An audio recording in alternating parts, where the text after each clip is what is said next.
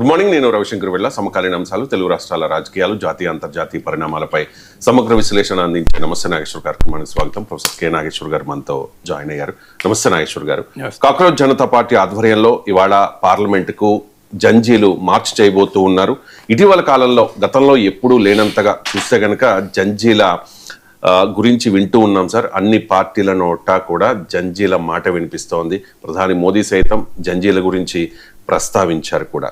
హైదరాబాద్లో కూడా ఈ మధ్య కాలంలో జరిగిన కాక్రోచ్ జనతా పార్టీ ఆధ్వర్యంలో జరిగిన జంజీల ప్రొటెస్ట్లో మీరు కూడా 2 times పార్టిసిపేట్ చేశారు. ఎందుకు సార్ ఈ జంజీల్లో అసంతృప్తి పెరుగుతోంది? ఈ నిరసనలన్నీ ఏ విధంగా చూడాలి? అంటే మనకు ఫస్ట్ అర్థం కావాల్సింది what is Gen Z. Gen Z millennial అంటారు.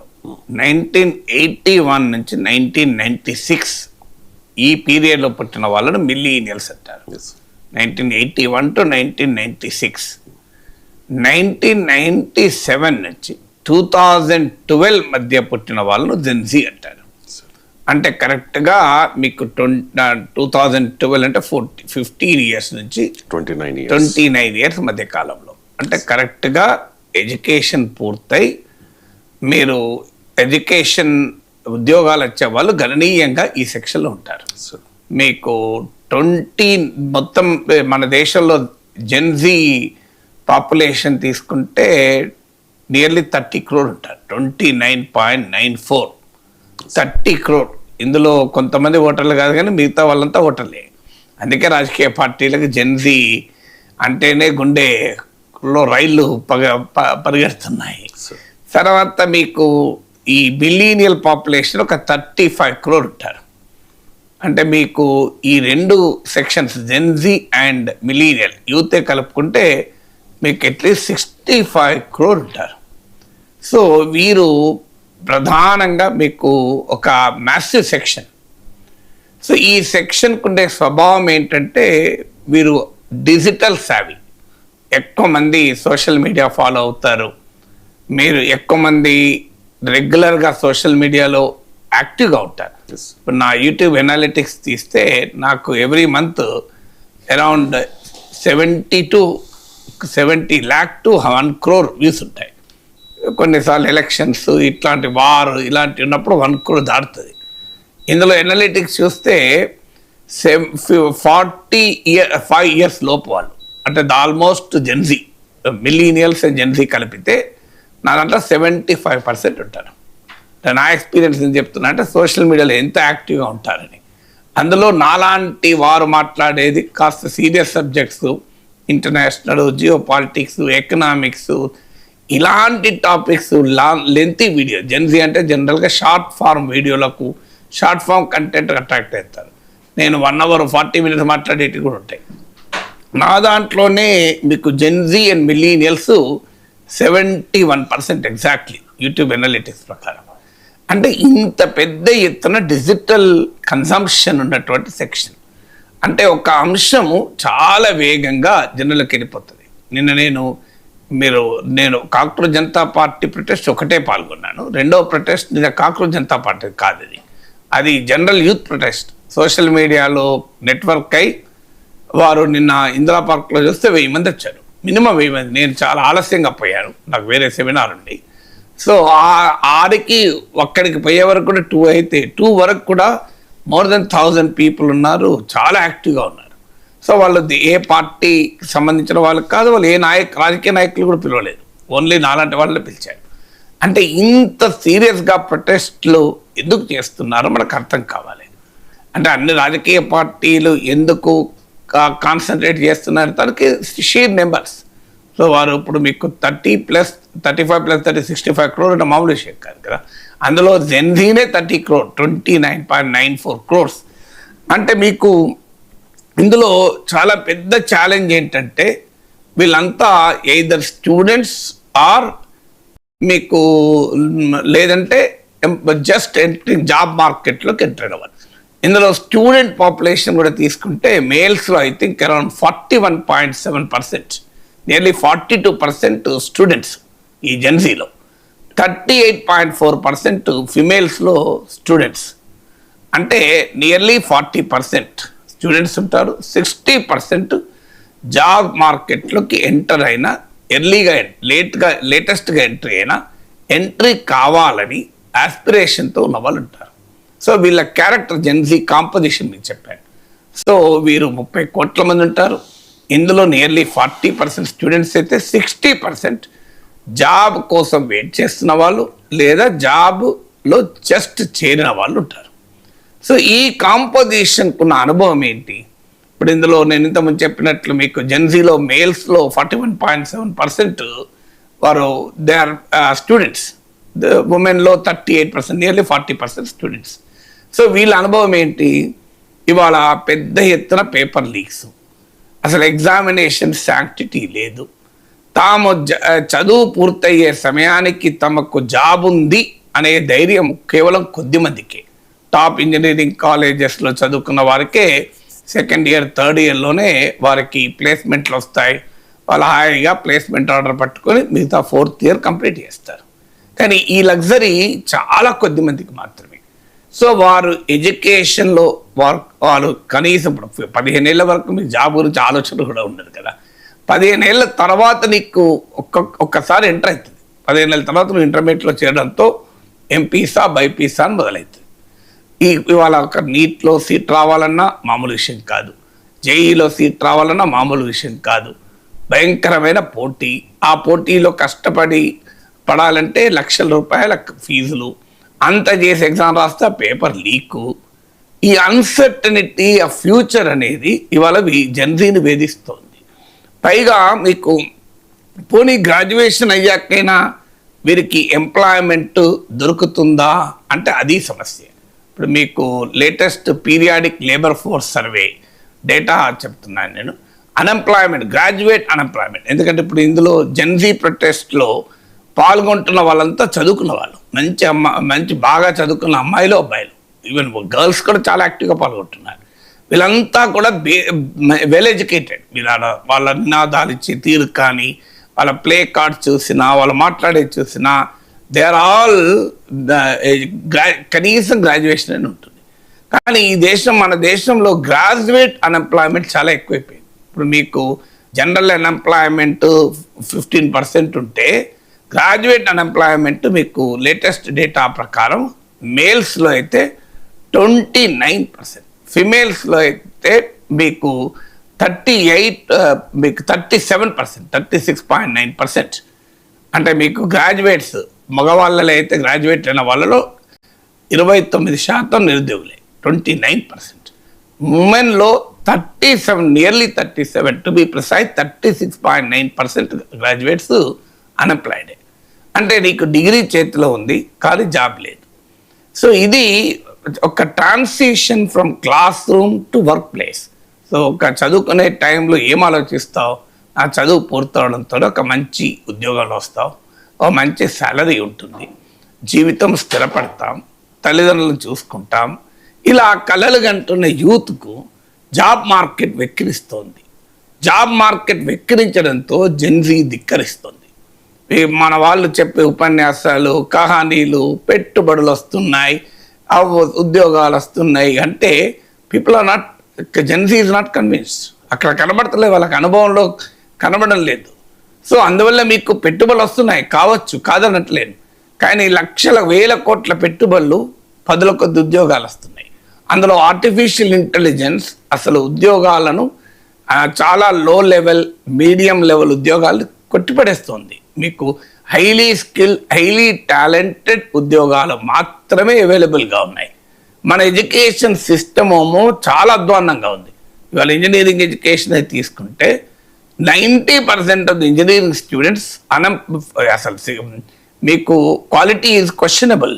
మీకు majority engineering students are unemployable. నేను ఎమ్మెల్సీగా ఉన్నప్పుడు, ఇప్పుడే కాదు, లెజిస్లేటివ్ కమిటీ ఆన్ ఇంజనీరింగ్ ఎడ్యుకేషన్లో నేను కూడా భాగస్వామిని. సో అందువల్ల మీకు ఒక హోప్లెస్ ఎడ్యుకేషనల్ స్టాండర్డ్స్, మీకు హోప్లెస్ స్కిల్ డెవలప్మెంట్, మీకు ఒక స్కిల్స్ లేవు, క్వాలిటీ ఆఫ్ ఎడ్యుకేషన్ లేదు. సో దీని జాబ్స్ లేవు. వచ్చిన జాబ్ వచ్చింది అనుకుందాం, జాబ్ వచ్చిన తెల్లారి నుంచి వర్క్ ప్లేస్లో ఉండేటువంటి డీసెంట్ కండిషన్స్ లేవు. మనం చూస్తున్నాం కదా, ఒక టాప్ చార్టర్డ్ అకౌంటెంట్ అమ్మాయి పూణేలో ఆమె ఒక టాప్ గ్లోబల్ కన్సల్టింగ్ ఫర్మ్లో పనిచేస్తూ ఆమె ఆమె హార్ట్ అటాక్ వచ్చి చనిపోయారు. మీకు వర్క్ ప్రెషర్, విపరీతమైన వర్క్ ప్రెషర్. మీరు చూసాం కదా, టాప్ సీఈఓలే ఇంట్లో ఏముంటావు భార్య ముఖం చూసుకుంటా సండే కూడా ఉద్యోగానికి రా అంటారు. ఇంకో సీఈఓ 70 గంటలు పనిచేయాలంటాడు. అంటే మినిమం 12 అవర్స్ వర్క్లోనే ఉండాలంటారు. వర్క్ లైఫ్ బ్యాలెన్స్ ఉంటలేదు. చాలా భయంకరమైన హరాసింగ్ కండిషన్స్ ఉంటున్నాయి. మీకు వర్క్ స్పేస్ అనేది అట్రాక్టివ్గా లేదు. చాలా ఇండీసెంట్ వర్క్, మీకు చాలా వివక్ష, డిస్క్రిమినేషను, హరాస్మెంటు, రాత్రి 10-11 దాకా వర్క్ మీటింగ్లని తలకాయ తినడం, యూజ్లెస్ మీటింగ్స్, మీకు నీడ్లెస్ మీటింగ్స్, పర్పస్లెస్ మీటింగ్స్తోని కార్పొరేట్ వర్క్ కల్చర్ చాలా టాక్సిక్గా ఉంది. సో ఇది ఉద్యోగం వచ్చిన వారి బాధ. పోనీ ఆ టాక్సిక్ వర్క్ కల్చర్నైనా ఛేదించి నేను పని చేస్తాను అంటే ఇన్సెక్యూరిటీ, ఎప్పుడు ఉద్యోగం పోతుందో తెలియదు, ఎప్పుడు ఈమెయిల్ వస్తుందో తెలియదు, ఎప్పుడు ఆఫీస్ మెయిల్కు యాక్సెస్ ఆపేస్తారో తెలియదు, ఎప్పుడు రేపు పొద్దున్న నుంచి నువ్వు రావాల్సిన అవసరం లేదంటారో తెలియదు. నీ కళ్ళ ముందటే 10 ఏళ్ళు, 15 ఏళ్ళు, 20 ఏళ్ళు పనిచేసిన వారికి కూడా ఇంటికి పంపిస్తున్నారు. ఈఎంఐల బాధ, జీతాలు, ఉద్యోగం ఉండదు, ఈఎంఐలు వరుస వెక్కిరిస్తుంటాయి. సో ఈ క్రైసిస్ ఏమవుతుంది అంటే జెన్జీని ప్రశ్నింపేలా చేస్తుంది. ఈ జెన్జీకి ఉండే అసహనం, జెన్జీకి ఉండే క్యారెక్టర్ ఏంటంటే కన్ఫార్మిస్ట్ ఉండదు. ఏం లేదులే, మన కరం ఇంతే, మనం ఏం చేస్తాం, మనం కొట్లాడితే ఏమన్నా అవుతుందా, మనం కొట్లాడితే పోలీసులు కేసులు పెడతారేమో అని ఇతరులను బెదిరించినట్టుగా మీరు జెన్సీని బెదిరించలేరు. ఎందుకంటే ప్రాణాలు పోయినా మంచిదే అనే టైప్లో దాని స్వభావం ఉంటుంది. ఏమవుతుందిలే అని. ఇప్పుడు మీరు విద్యార్థి ఉద్యమాల్లో పాల్గొనలేదో నాకు తెలియదు, నేను పాల్గొన్నవాడిని. నేను ఉస్మానియా విశ్వవిద్యాలయంలో అత్యంత ప్రతిష్టాత్మకమైన ఆర్ట్స్ కళాశాలలో స్టూడెంట్స్ యూనియన్ జనరల్ ఎలక్షన్స్లో పోటీ చేసిన వాడిని, జనరల్ సెక్రటరీగా పోటీ చేసిన వాడిని. Arts college Osmania journalism association ప్రెసిడెంట్గా పోటీ చేశాను. విద్యార్థి పోరాటాల్లోనే కనీసం 100 సార్లకు పైగా అరెస్ట్ కావచ్చు, మోర్ దెన్ 100 times. ఎమ్మెల్సీగా అరెస్ట్ అవ్వడం వేరు. ఎమ్మెల్సీగా అరెస్ట్ చేస్తే చాలా గౌరవంగా పోలీస్ సిఐ రూమ్లో కూర్చొని పెట్టుకుంటారు, టీ తాగిస్తారు, పోలీస్ జీబులో తీసుకొచ్చి ఇంట్లో వదిలేస్తారు ఎస్కాట్ ఇచ్చి. ఎమ్మెల్సీ వేరు. విద్యార్థి స్టూడెంట్గా లాఠీలు దెబ్బలు తిన్నాం, బాష్పాయిల్ ప్రయోగాలు జరిగాయి, కాల్పులను ఎదిరించాం. నేను ముషీరాబాద్ జైల్లో కూడా 3 రోజులు ఉన్నాను. స్టూడెంట్ ప్రొటెస్ట్ ఏం లేదు, హాస్టల్ ఫెసిలిటీ కొరకు. ఈ పోరాటాలు అప్పుడు ఎలా ఉంటుంది స్ఫూర్తి అంటే ఏమవుతుందిలే, ప్రాణం పోతుంది అని. ఆంధ్రాలో కంటే తెలంగాణలోనే పోరాట స్ఫూర్తి, పోరాటాలు. ఆంధ్రలో ఉద్యమాలు కూడా చాలా పాల్గొన్నాయి. ఆంధ్ర విద్యార్థి అబ్జర్వేషన్ సార్, అది విద్యార్థి పోరాటాలు తెలంగాణలో ఎక్కువ ఉంటాయి. అది నిజంగా. నేను స్టూడెంట్ గా ఉన్నప్పుడు ఉమ్మడి రాష్ట్రమే కదా, మీ ఆర్గ్యుమెంట్ కరెక్ట్ కాదు. అదొక రాంగ్ నోషన్ ఉంటుంది. తెలంగాణలో ఎక్కడ వాతావరణాలు ఎక్కడ ఉంటాయి, కానీ ఆంధ్రప్రదేశ్లో నేను ఉమ్మడి ఆంధ్రప్రదేశ్లో విద్యార్థి నాయకుడిగా ఉన్నాను. నేను విశాఖపట్నం నుంచి తిరుపతి వరకు విద్యార్థి ఉద్యమాల్లో ప్రత్యక్షంగా పాల్గొన్నాను. అందువల్ల అది కూడా పూర్తి నిజం కాదు. బట్ ఇది ఎందుకు చెప్తున్నా అంటే నా పర్సనల్ ఎక్స్పీరియన్స్. ఆ స్పిరిట్ వేరే ఉంటుంది. సో అప్పుడు ఆ స్లోగన్ ఇస్తుంటే, మొన్న కూడా cockroach Janata party meeting slogan ఇస్తే, జీనా హైతో మర్నా సీకో, కదం కదం పర్ లడ్నా సీకో, బతకాలంటే చావడం నేర్చుకో, అడగడుగున పోరాటం నేర్చుకో అని 22 ఏళ్ల వయసులో 21 ఏళ్ల వయసులో ఇచ్చిన నినాదం ఇది. ఆ స్ఫూర్తి వేరే ఉంటుంది. మీకు ఈ జెన్జీకి ఉండే క్యారెక్టర్ అది అన్కాంప్రమైజింగ్ ఉంటుంది. మీకు దేన్నైనా ఫైట్ చేయాలి, యాక్సెప్ట్ చేయకూడదు. అంతే మీకు ఇప్పుడు జెన్జీ ఎకనామిక్ కండిషన్ చెప్పాను, Gen Z social economic condition, Gen Z character స్వభావం చెప్పాను. రాజకీయ నాయకులు డబ్బులు ఇచ్చి ఓట్లను కొంటాం, మతం పేరు చెప్పి విడగొడతాం, కులం పేరు చెప్పి సావగొడతాం, నాయకుల వెనకాల తిరిగేటువంటి జైగొట్టేటువంటి ఒక మూర్ఖత్వంలో బతకండి అని చెప్పి కార్యకర్తల్ని తన వెనకాల నడిపించుకునేటువంటి ఇవన్నీ ఏముండవు జెన్సీ. They are అపాలిటికల్. నిన్న కూడా వెళ్ళాను, 1000 మంది పాల్గొన్నారు. ఎవరికి రాజకీయాలు ఏం లేవు. They just want their own demands. So ఈ క్యారెక్టర్ ఆఫ్ ద జెన్సీ, మీకు ఈ జెన్సీని కూడా ఇప్పుడు దేశద్రోహులు అంటున్నారు, అన్నట్టున్నారు. సో వీరు తిరగబడుతూ ఉంటారు. తిరగబడే స్వభావం ఎందుకంటే వాళ్ళ కండిషన్ అది.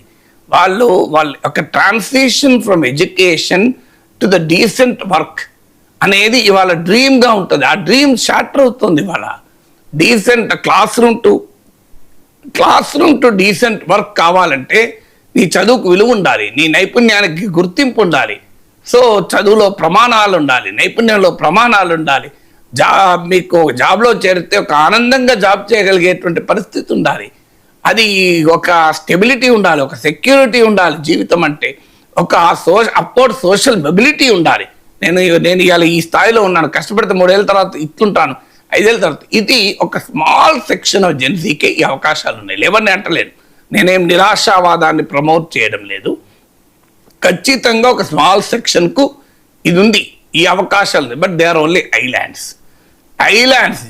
జెన్జీలో దీవుల్లాగా ఉన్నారు. ఇలాంటి బ్రహ్మాండమైన ఆపర్చునిటీస్ ఒకటి కాదు, 3 జాబులు 4 జాబులైనా వచ్చి ఏ జాబు తీసుకోవాలో అర్థం కాక ఎదురు చూస్తున్న వారు కొద్దిమంది, వారు ఐలాండ్స్ మాత్రమే. సో ఓషన్ ఏముంది అంటే uncertainty, instability, lack of opportunity, ఇది lack of upward social mobility. వీటి వల్ల జెన్జీ తిరగబడుతోంది.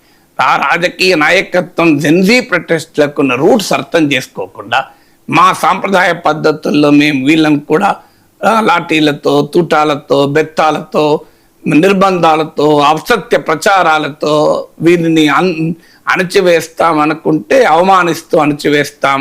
వీళ్ళను ఆ పార్టీ ఏజెంట్లు, ఈ పార్టీ ఏజెంట్లు అంటాం, తీవ్రవాదులు అంటాం, అర్బన్ నక్సలైట్లు అంటాం, దేశద్రోహులు అంటాం, హిందూ ద్రోహులు అంటాం, సంఘ విద్రోహ శక్తులు అంటాం. అంటే ఇది మరింతగా జనం తిరగబడతారు తప్ప, ఇప్పటికైనా అర్థం చేసుకోండి, వై అండర్స్ట్ అమంగ్ జెన్జీ. దీనికి ఆన్సర్లు దొరుకుతాయి. ఇవాళ కూడా ద హిందూలో మీకు ఆర్టికల్ వచ్చింది, జెన్జీ ఎంప్లాయ్మెంట్ ఎకనామిక్. ఇప్పుడు నేను చెప్పిన డేటా ది హిందూలో ఈ రోజు వచ్చిన ఎడిట్ పేజ్ ఆర్టికల్లో చూడండి మీరు. So there is the world of literature. ఇక మన దగ్గరే కాదు, మీరు అమెరికాలో నో కింగ్స్ ప్రొటెస్ట్లో పాల్గొంటున్నారు జెన్జీ. 50 యూనివర్సిటీలో ప్రో పాలస్తీన్ ప్రొటెస్ట్లో పాల్గొన్నారు. గతంలో అక్యుపై వాల్ స్ట్రీట్ అనే ఉద్యమాలు నడిచాయి. మీకు ఇవాళ ట్రంప్కు వ్యతిరేకంగా నో కింగ్స్ ప్రొటెస్ట్లో కూడా జెన్జీనే ఉన్నారు. శ్రీలంకలో అర్గాలియా మూవ్మెంట్ నడిచింది. అక్కడ కంప్లీట్ రాజకీయ మార్పే వచ్చేసింది కదా. 3% ఓటింగ్ ఉన్న జేవీపీ, జనతా విముక్తి పెరమన పార్టీ నాయకత్వంలోని అనుర కుమార్ దిశనాయకికు 3-4% ఓటింగ్, ఇలా 40-45% ఓటింగ్తో అధికారంలోకి రాగలిగారు. నేపాల్లో ఎస్టాబ్లిష్డ్ పొలిటికల్ సిస్టమ్ని విసిరిగొట్టారు. అఫ్కోర్స్ ఇప్పుడు అధికారంలోకి వచ్చిన వారిపై కూడా జెన్జీ మళ్ళీ అసంతృప్తిగా ఉంది. సో ఇలా ప్రపంచవ్యాప్తంగా జెన్జీ అండర్స్ట్లో ఉంది. ఎందుకుంది? అందులో మన దేశంలో చాలా ఎక్కువగా ఉంది. దాని కండిషన్స్ అలా ఉన్నాయి. అందువల్ల రాజకీయ వ్యవస్థ, ఈ డెమోగ్రఫిక్ డివిడెండ్ అంటారు, అంటే జనాభాలో ఎక్కువ మంది పనిచేసే వయసులో ఉన్నారు. దీన్ని అవకాశంగా తీసుకుని సరైన మార్గంలో దేశ సంపద సృష్టికి ఉపయోగించుకుందాం. వారికి ఆగమ్య గోచరమైన, అంధకారమైన, అస్థిరమైన, అన్సర్టన్ భవిష్యత్తును మనం వారికి ఇచ్చి వారందరినీ లొంగదీసుకుందాం అనుకుంటే అది పొరపాటు. కాక్రోచ్ జనతా పార్టీ ఆధ్వర్యంలో ఇవాళ